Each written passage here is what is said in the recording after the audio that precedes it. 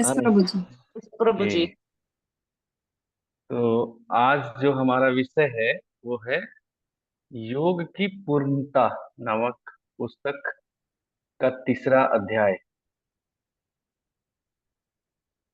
तो इस पे हम देखेंगे इस विषय पे।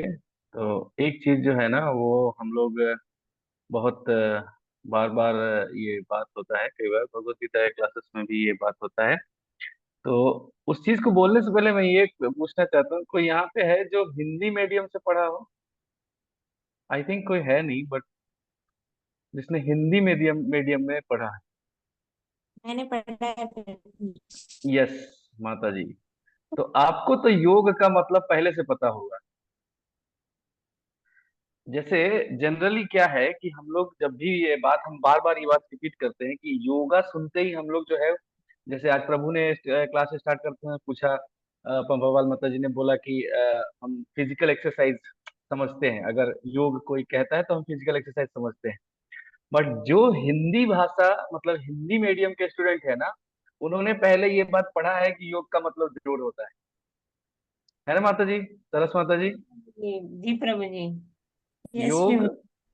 जोड़ना हिंदी हो। में, जो हिंदी मीडियम के स्टूडेंट है उनको ये बात पहले से मालूम है कि योग जो है वो हमने बाद में ये सीखा है कि योग जो है वो एक एक्सरसाइज का भी फॉर्म है।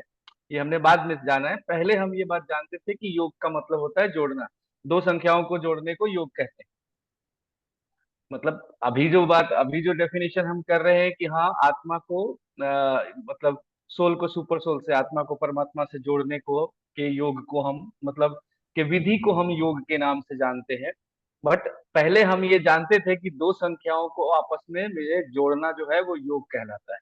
हाँ, मैथ्स तो में भी यही वर्ड यूज किया जाता है। हाँ, यस यस माता जी, मैथ्स हिंदी हिंदी मीडियम के जो मैथ्स है ना, जैसे अभी क्या हो गया कि जो हिंदी मीडियम में भी जो है ना वो संख्याएं जो है वो इंग्लिश लेटर में लिखे जाते हैं।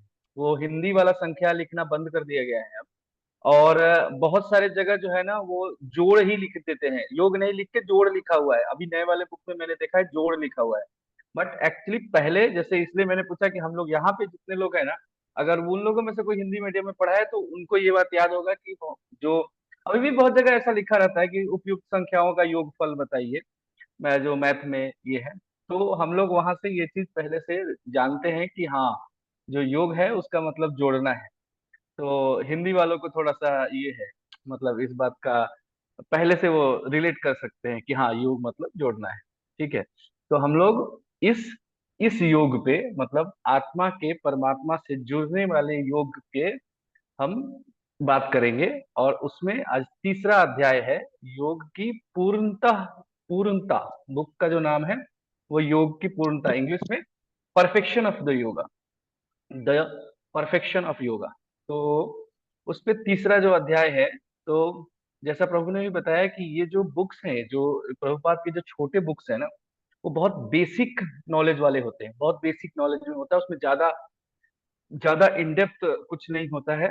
और आपको बेसिकली आपको किसी भी तरह से प्रेरित करने के लिए होता है कि आप भक्ति में या फिर पढ़ने के लिए, भक्ति करने के लिए या पढ़ने के लिए प्रेरित हों। तो इसमें एक चीज मैं यहाँ पे क्या बोलना चाहता हूँ कि जैसे जो हमारे जो लोग सुन रहे हैं, जो आप लोग सुन रहे हैं, वो इनको ऐसा नहीं सोचना चाहिए कि हमको एक्चुअली देखेंगे तो जो भी मैं ये बोलने वाला हूँ ना, ये ऑलमोस्ट आप लोग जानते हैं पहले से कि हाँ ये क्या है। बट ये बार बार ये रिपीट करने का मतलब ये है कि आप लोग जब आगे किसी को एक्सप्लेन करेंगे तो ये एग्जाम्पल्स आपको याद रहे। जब आप किसी को एक्सप्लेन करेंगे ना तो ये एग्जाम्पल्स आपको हेल्प करेंगे इस चीज को प्रूव करने में कि आप सही हैं, और आप जो बता रहे हैं वो प्रमाणिक है। वो मतलब आप ऐसे ही नहीं बोल रहे हैं। जैसे अगर किसी को भी आप एक ऐसे एग्जाम्पल देते हैं अपने भाषा में, अपने अपने जबान में कुछ भी बोल के अगर एग्जाम्पल देते हैं कि आप ऐसा करिए, ऐसा करने से अच्छा होगा, तो वो आदमी शायद न माने। लेकिन अगर आप उसको एक पर्टिकुलर एग्जाम्पल दे के बताते हैं कि हाँ देखिए ये इस आदमी ने ऐसा किया था, यहाँ पे ये लिखा हुआ है। जैसे हमारे आम भाषा में हम लोग पूछ देते हैं, अगर कोई कुछ ऐसा बोलेगा तो कि अभी जैसे मेरे को कल ही किसी ने बोला, कल कि हिंदू धर्म में तो ये लिखा है। तो मैंने बोला कहाँ लिखा है बताओ। अगर तुम्हें पता है कि लिखा है तो कहाँ लिखा है। अगर ये बात बोल रहे हो कि लिखा है तो कहाँ लिखा है, तो जस्ट वो थोड़ी देर में चेंज हो गया, वो बोल रहा है कि नहीं, एक्चुअली हमने सुना है। तो मैं बोला कि सुना है और लिखा है दोनों में बहुत डिफरेंस होता है। तो जब जब आप ये आप लोग को दोबारा दोबारा जो ये बताया जा रहा है ना, वो इसलिए बताया जा रहा है कि जब दोबारा ये बात किसी को कोट करे, तो आप एकदम दृढ़ता से ये बात कह सके कि हाँ ये लिखा है, ये प्रभुपाद जी ने लिखा है, और ये यहाँ लिखा हुआ है, ये यहाँ लिखा हुआ है, मैं बता सकता हूँ क्योंकि ये लिखा हुआ है। ठीक है। तो अब चर्चा करते हैं कि क्या लिखा है उस पे। ठीक है। आप लोग को समझ में आया मेरे बोलने का ये कि मैं क्यों ऐसा बोल रहा था।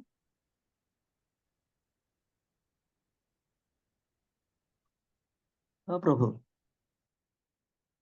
तो ये जो बुक है, इसका ये जो अध्याय है, इसका शीर्षक है कृष्ण पर ध्यान के रूप में योग। कृष्ण के ऊपर ध्यान के रूप में योग। तो अभी यहाँ पे क्या बता रहे हैं प्रभुपाद जी कि जो मतलब जो परंपरागत योगी ये है, मतलब जो सिस्टम है, योगा सिस्टम जो है, जिसको हठ योग, भगवत गीता में जिसको हठ योग बताया गया है, तो वो आप अभी भी मतलब भारत में ऐसा देख सकते हैं कि बहुत लोग ऐसा योग करता है। मतलब एटलीस्ट प्रयास तो करते ही हैं कि हाँ मतलब उस योग के उस स्थान तक पहुंचा जा सके। लेकिन जो यहाँ पे मतलब ये प्रभुपाद जी जो बता रहे हैं, वो क्या बता रहे हैं, परंपरागत रूप से योग को सार्वजनिक स्थान पे नहीं किया जाता। मतलब योग जो है ना, वो किसी भी ऐसे जगह पे नहीं किया जा सकता जहाँ पे बहुत सारे लोगों का आना जाना हो। बट जो कीर्तन है, यहाँ स्टार्टिंग में ही दोनों का डिफरेंस बताया है कि जो जो कीर्तन है, वो कीर्तन आप कहीं पे भी कर सकते हैं। और जितने ज्यादा लोग होंगे उतना ज्यादा जो है उसका उतना अच्छा है, उतना बढ़िया होता है कीर्तन। ये आप लोगों ने भी देखा होगा कि जैसे जब दो तीन लोग मतलब कीर्तन करते हैं, तो क्या है कि उत्साह जो है ना वो ज्यादा नहीं दिखेगा आपको, इसके लिए कि जैसे तीन लोग हैं, एक आदमी का वॉइस लो होगा तो दूसरा ऑटोमेटिकली दूसरे का भी वॉइस लो हो जाएगा। और जब समूह में होते हैं ना, तो एक अलग उत्साह होता है, एक बहुत ज्यादा मतलब एनर्जेटिक फील होता है। और मतलब कितने देर तक भी कीर्तन चलता रहे, आदमी जो है आपको थका हुआ महसूस नहीं होगा कि कीर्तन चल रहा है, ये इससे आदमी थक गया है। तो सार्वजनिक रूप से यहाँ बता रहे हैं कि सार्वजनिक रूप से जो है ना जप करना या भगवान के का गुणगान करना जो है वो बहुत मतलब आसान है और संभव है, इसमें कोई दिक्कत नहीं है।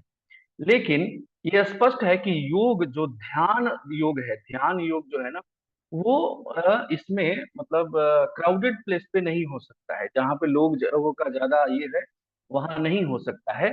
इसके लिए आपको एकांत और पवित्र स्थान का जरूरत है। मतलब एक ऐसा जगह जहां आपको कोई डिस्टर्ब नहीं करता हो, और वो जगह प्योर भी होना चाहिए। मतलब ऐसा नहीं है कि वो जगह दूषित है, इस तरह से नहीं होना चाहिए। आपको एक वाइब भी देता है कि आपको ये करने के लिए, मतलब ध्यान लगाने के लिए जो प्रेरित करे, ऐसा ऐसा जगह होना चाहिए। तो प्रभुपाद जी इसको ये कहते हैं कि ये ऐसा चीजें करने के लिए जो है ना, आपको घर से बाहर जाना पड़ेगा, आप घर में ये चीज नहीं कर सकते। लेकिन जो कीर्तन है वो आप आराम से घर पे भी कर सकते हैं। घर पे भी आप अपने परिवार के दो तीन लोग भी मिल करके अरे बड़े आसानी से मतलब आप कीर्तन कर सकते हैं। जैसे ऐसा देखा गया है कि बहुत सारे लोग जो है, मतलब आज के टाइम में क्या है कि बहुत सारे संस्थान जो है वो आपको ये बताते हैं कि आप योग घर पे भी कर सकते हैं। मतलब ध्यान योग, मेडिटेशन जो है, मेडिटेशन आप घर पे भी कर सकते हैं। या शहर में भी बहुत सारे संस्थान ऐसे हैं जो शहर में ही वहाँ पे लोगों को मेडिटेशन करने के लिए मतलब ट्रेनिंग देते हैं, ये करते हैं। और वो बहुत बहुत ही डिफिकल्ट है करना। क्योंकि और मैं थोड़ा ज्यादा इसको इसलिए बोल सकता हूँ मतलब दृढ़ता से कि मैंने कोशिश किया हुआ है। तो कैसे है कि शांत एरिया को जब मतलब जैसे शांत लिखा गया है ना, तो उसको माहौल को शांत रखने या शांत बनाने के लिए क्या करते हैं, वो एयर प्लग्स का यूज करते हैं, एयर मफ, जो कान में अंदर डाल देते हैं। और उससे क्या होता है कि बाहर का आवाज जो है वो बंद हो जाता है, बाहर का आवाज नहीं आता है। तो उस तरह से करके मतलब क्या बोलते हैं कि आर्टिफिशियली हमको एक साइलेंस प्लेस प्रोवाइड करने का कोशिश किया जाता है। बट एक्चुअली में वो होता नहीं है। उसका जो है ना एक लेवल है, जो एयर मफ्स है ना, वो आपको ज्यादा, वो इसलिए बनाए गए हैं कि जब ज्यादा आवाज को प्लांट्स में हम लोग यूज करते हैं, जब टेस्टिंग हो रहा होता है या बहुत सारे शोर शराबे वाले जगह पे जहाँ जहाँ मशीन चल रही है बहुत ज्यादा, तो वहां वो कान में डाल के जाते हैं। तो वो क्या है कि आपको एक बहुत तेज आवाज से बचाएगा, लेकिन जो एक सर्टेन फ्रीक्वेंसी पे आवाज है वो आपके कान तक आती है। जैसे आदमी कोई बात कर रहा होगा तो आपको थोड़ा स्लो सुनाई देगा, लेकिन सुनाई देगा। तो क्या होता है कि हमें, जैसे आप रूम में बंद करके बैठ के मतलब कोशिश कर रहे हैं, जैसे मैं करता था, तो जब कोशिश कर रहे हैं तो सुबह के टाइम पे 4 बजे के आसपास में बैठ करके मैं ट्राई कर रहा हूँ कि हाँ करते हैं 4 बजे, 4:30 बजे। बट अचानक से एक ट्रक जाएगा जो मेरे घर से, मतलब मैं जहाँ रह रहा हूँ वहां से समझिए 100-200 मीटर, 300 मीटर पे रोड है। वहां से अचानक से एक ट्रक जाएगा, और वो सुबह का, जैसे वो अखबार वाली गाड़ी और दूध वाली गाड़ी जो है वो बहुत तेज हो जाती है और हॉर्न बजाते जाती है, उस साउंड को वो नहीं रोक सकता है। तो वो अचानक से आपका एकदम दिमाग ये हो जाएगा, भंग हो जाएगा कि भाई कहाँ थे। अब आप फिर से वापस से, जब जिस स्टेज पे आप थे कि आपको बेसिकली जो बेसिक ये है मेडिटेशन है, जो वो क्या करते हैं कि अपने जो हमारे जो सांस जो जा आ रही है ना, उस पे ध्यान केंद्रित करना होता है। जो हमारा सांस, मतलब ब्रेथ जो अप डाउन हो रहा है, उस पे ध्यान केंद्रित करना होता है। तो बहुत देर लगता है, मतलब 8-10 मिनट बाद आपको फील होना चालू होगा कि आपका ब्रेथ आप फील करना चालू करेंगे, हल्का हल्का। वो भी थोड़ा सा फील होगा, थोड़ा सा फिर ये डिस्ट्रैक्ट हो जाएगा, फिर थोड़ा फील होगा, ऐसा। तो ये फील करने में आपको 10 मिनट लगा, 10 मिनट तो आप उस स्टेज तक जाने में लगता है। और फिर उसके बाद एक हॉर्न बज गया और आप आ गए वापस, वापस से जहां बैठे थे वहां आ गए, फिर से तो ये जो है, इसलिए यहाँ पे ये तो प्रभुपाद जी ने बताया, मैंने अपना एग्जाम्पल, मैंने अपना अनुभव आप लोग को बताया कि ये प्रैक्टिकली भी संभव नहीं है जब हम ये सब कोशिश करते हैं। किंतु जो ये है, मतलब कीर्तन के रूप में जो मेडिटेशन करना है, मतलब भगवान कृष्ण के ऊपर जो मेडिटेशन करना है, वो इसके लिए ऐसा कोई मतलब वातावरण का जरूरी नहीं है। रोड पे चलते हुए भी हमारे जो मतलब भक्त लोग हैं वो संकीर्तन करते हैं, और वो वहां पे होते हुए भी नहीं होते। किसी भी जो संकीर्तन वाले को देखिए आप, वो आदमी वहां संकीर्तन कर रहा है, लेकिन आप अगर उसको ठीक से देखेंगे तो आपको लगेगा कि वो आदमी मतलब रोड पे चलते हुए भी वो भगवान के ध्यान में ही है। ऐसा नहीं है, मतलब वो दोनों तरफ है। वो रोड पे भी है, उसको दिख भी रहा है कि हाँ गाड़ी आ रहा है, कुछ है, ऐसा नहीं कि क्या है किसी से टकरा जाएगा। बट वो अपना जो है ना मेंटली अंदर से वो जो है वो कृष्ण के साथ में ही है। तो इस चीज को आगे बताते हैं प्रभुपाद जी की, जैसे ये चीज जो है प्रामाणिकता बताने के लिए प्रभुपाद जी बता रहे हैं कि जब चैतन्य महाप्रभु जब आए थे यहाँ पे अपने, मतलब कलयुग में, जब कृष्ण जब चैतन्य महाप्रभु के रूप में आए थे, तो उन्होंने क्या करते थे कि 18-18 16-16 लोगों का, सॉरी, 16-16 लोगों का टीम हुआ करता था, एक एक गुट हुआ करता था, और वो लोग कीर्तन करते थे, तो वो लीड करते थे, और हजारों लोग उनके पीछे जो है ना वो उसको फॉलो करते थे। मतलब 16 आदमी आगे जो है वो गा रहे हैं, मतलब पूरा मृदंग और ढोल झाल के साथ में गा रहे हैं, और पीछे से जो भी लोग हैं वो उनको फॉलो करते हैं। वो उसको, जैसे पहले मतलब स्टार्ट किया तो एक आदमी, मतलब जो लीड कर रहा है वो बोलेगा हरे कृष्णा कृष्णा कृष्णा हरे हरे, हरे राम राम राम हरे हरे। और फिर इसी को पीछे से जो लोग हैं वो लोग फॉलो करेंगे। तो चैतन्य महाप्रभु ने हमें ये कहा था, जैसे ये इसका पद्म पुराण का श्लोक है, हरेर नाम हरेर नाम एव केवलम, कलेव नास्तेव नास्तेव नास्तेव गतिर अन्यथा। तो यहाँ पे ये चीज प्रभु ने भी इसको ये किया था कि जैसे एक बार तो बोल सकते थे, जिसने भी लिखा है, जिसने जिसने भी ये ग्रंथ आपको दिया है, या जिसके जिसके द्वारा आप सुन रहे हैं, वो आप ये देखिए कि इसको एक बार में ही तो कह सकते थे कि कलयुग में जो है वो हरि नाम ही, मतलब ये है, हरि नाम के अलावा दूसरा कोई मार्ग नहीं है। पर इसको 3 बार क्यों कहा गया है? हरेर नाम एव केवलम, उसके बाद में भी कह रहे हैं कि सिर्फ यही है, एव केवलम, और कोई नहीं। तो आप लोग को पता है ना क्यों कहा गया है 3 बार? हरे कृष्णा। प्रभु जी बोलिए एक बार फिर से। नहीं पता है प्रभु जी। अरे मैं बीच बीच में कंफर्म करने के लिए पूछ लेता हूँ कि आप लोग सुन रहे हैं ना। तो 3 बार इसलिए कि कभी भी जब हम किसी चीज की पुष्टि का बात करते हैं ना, कि उसको पुष्ट करना है, तो हम ये हमारा मतलब हमारे अंदर जो है ना स्वाभाविक रूप से है कि हम कहते हैं कि 3 बार बोल दिया फिर भी समझ में नहीं आ रहा है।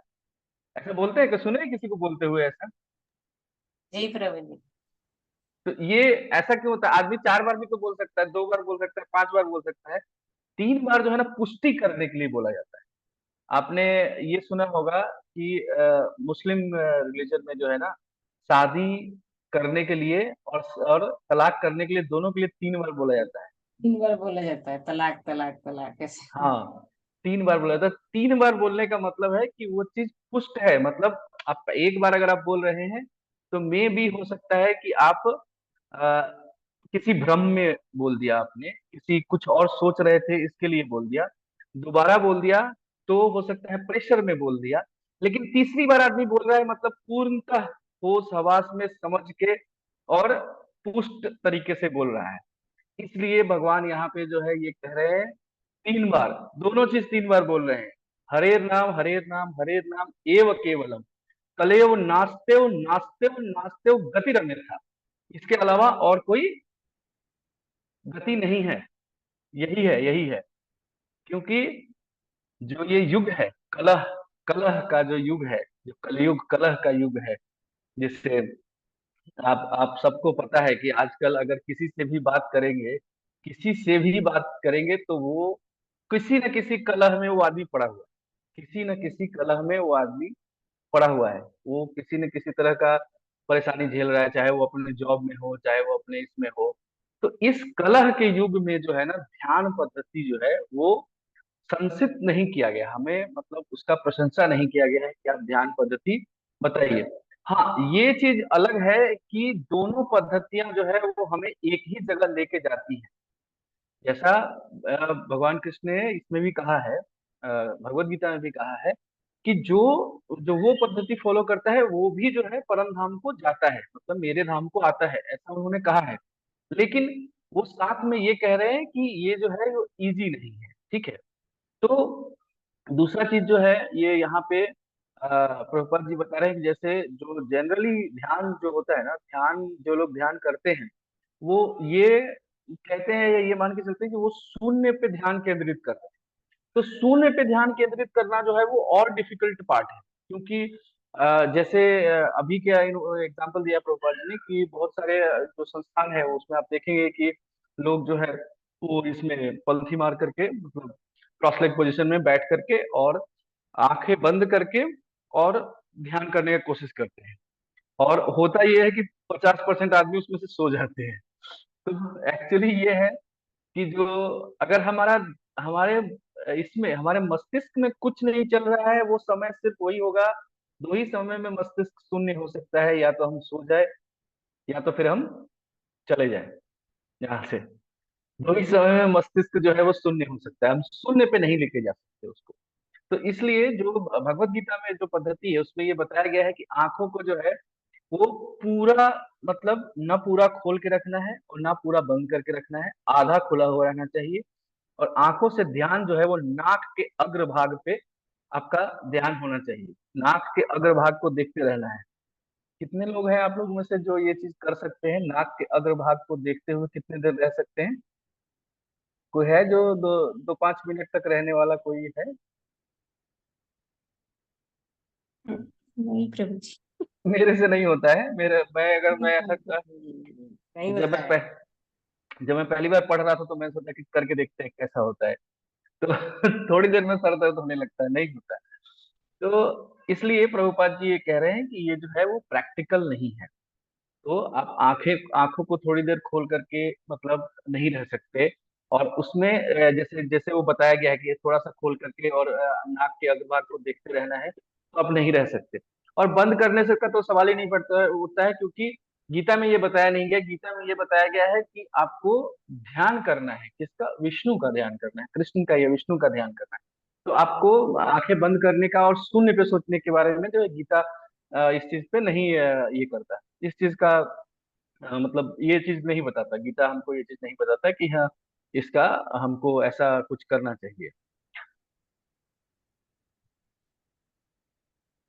तो दोनों, जैसे दोनों पद्धति जो है वो फाइनली, जैसे मैंने बोला कि दोनों पद्धति जो है वो फाइनली हमें पूर्णता तक लेके जाते हैं, क्योंकि दोनों दोनों प्रणालियां जो है वो भगवान के द्वारा ही बताई गई है।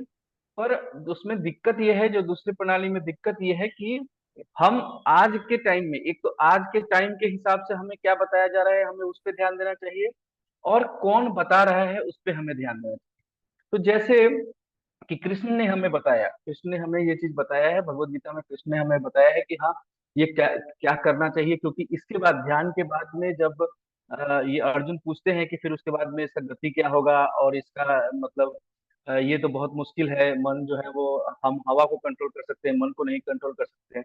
तो फिर भगवान उसके बाद में भक्ति योग बताते हैं, छठे चैप्टर 7th चैप्टर से भगवान जो है भक्ति योग के बारे में बताते हैं। तो वो ये है कि अगर आप मतलब ये आप बोल रहे हो कि ये प्रैक्टिकल नहीं है, तो आप ये कर सकते हो, क्योंकि वो प्रैक्टिकल है, उसमें कोई ये नहीं है।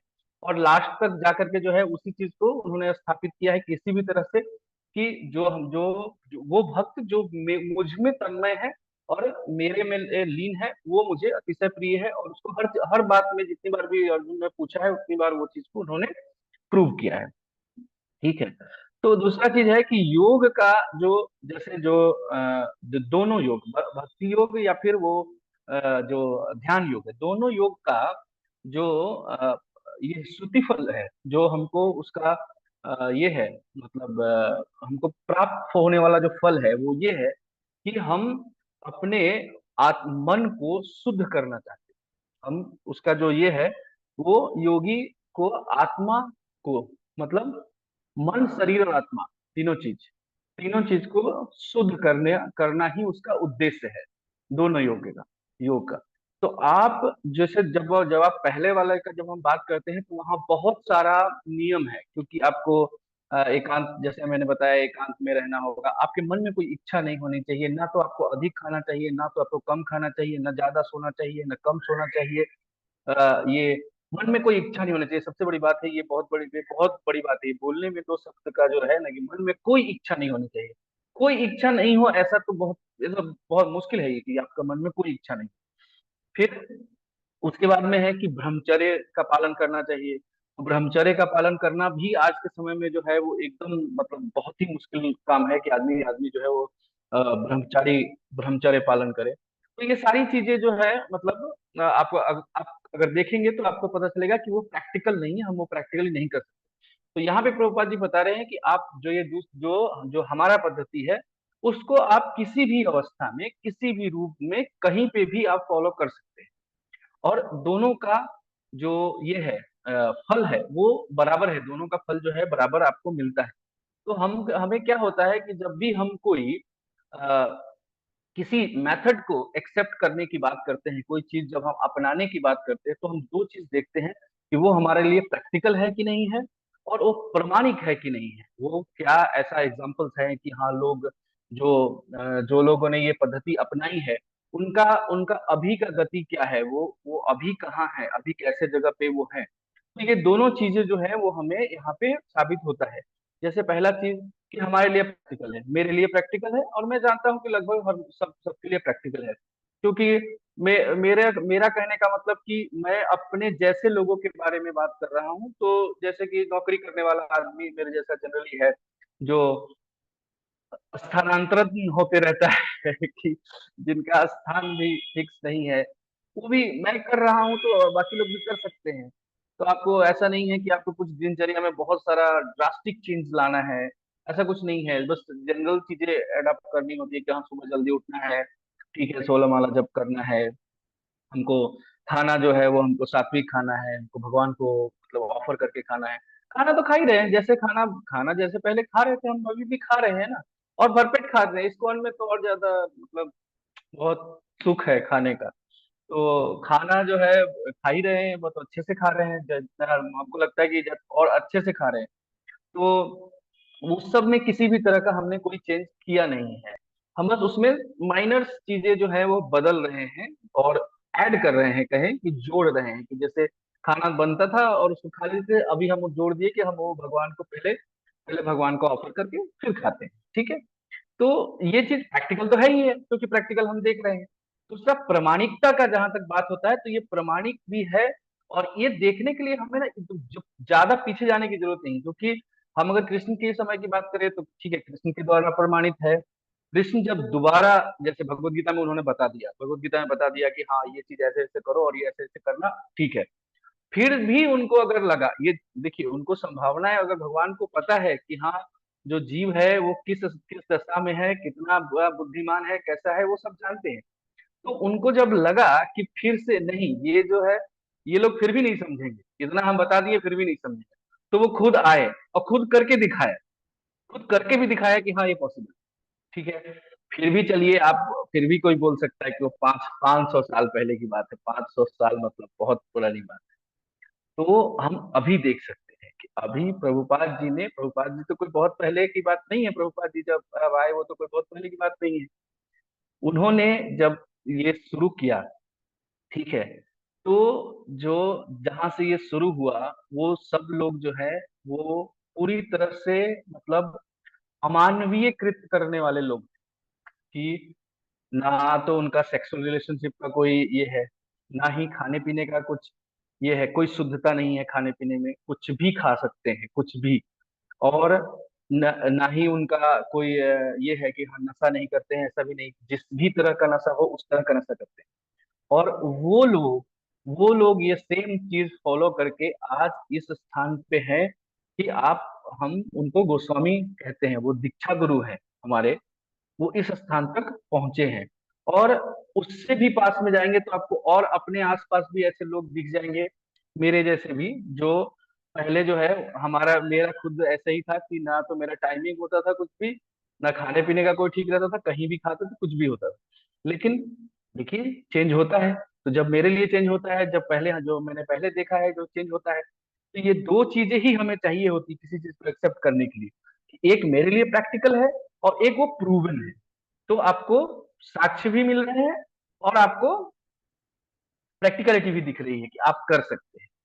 तो ये है योग के दोनों, इसको दोनों जो शाखाएं हैं इनको प्रभुपाद जी ने हम समझाया है कि उसमें प्रैक्टिकलिटी क्यों नहीं है, और ये प्रैक्टिकल कौन सा प्रैक्टिकल है कौन सा इम्प्रैक्टिकल है दोनों बताया है, उसमें समस्याएं क्या है वो बताया है, इसमें सुविधाएं क्या है वो बताया है। तो मैंने कोशिश किया है, मुझे लगा आप लोग को समझ में आया होगा। मैं इसका कंक्लूजन पढ़ता हूँ, जो प्रभुपाद जी ने इसका कंक्लूजन लिखा है वो मैं आप लोग को पढ़ के सुनाता हूँ। ओके। वास्तव में हम उस धाम के हैं, वास्तव में हम उस धाम के हैं, लेकिन विस्मृति के कारण हमें इस भौतिक संसार में डाल दिया जाता है। जिस प्रकार विस्मृति, समझ रहे हैं ना आप लोग, भूल जाना, ठीक है, भूल जाने की वजह से। वास्तव में हम उस धाम के हैं, लेकिन विस्मृति के कारण हमें इस भौतिक संसार में डाल दिया जाता है। जिस प्रकार एक पागल व्यक्ति को पागल खाने में डाल दिया जाता है, उसी प्रकार हम अपने आध्यात्मिक पहचान को भूल कर पागल हो जाते हैं और इस भौतिक संसार में डाल दिए जाते हैं। इस प्रकार भौतिक संसार एक प्रकार का पागल खाना है, और हम आसानी से देख सकते हैं कि यहाँ कोई भी काम बहुत समझदारी से नहीं होता है। हमारा असली काम भगवान के राज्य में वापस जाना है, मतलब वहां जहां से हमें निकाल दिया गया है वहां वापस जाना है। और भगवत गीता में कृष्ण इस राज्य की जानकारी देते हैं और अपनी स्थिति और हमारी स्थिति के बारे में भी निर्देश देते हैं, वे क्या है और हम क्या है। सभी आवश्यक जानकारी भगवत गीता में दी गई है और एक समझदार व्यक्ति इस ज्ञान का लाभ उठाएगा। तो कुल मिला के यहाँ पे भगवत गीता पढ़ने के लिए आप लोग को प्रेरित की जा रही है। तो हरे कृष्णा कृष्ण कृष्ण हरे हरे, हरे राम राम राम हरे हरे। शिला प्रभुपाद की जय, गुरु महाराज की जय। वांछा कल्पतरुभ्यश्च कृपा सिंधु एव च पतितानां पावनेभ्यो वैष्णवेभ्यो नमो नमः।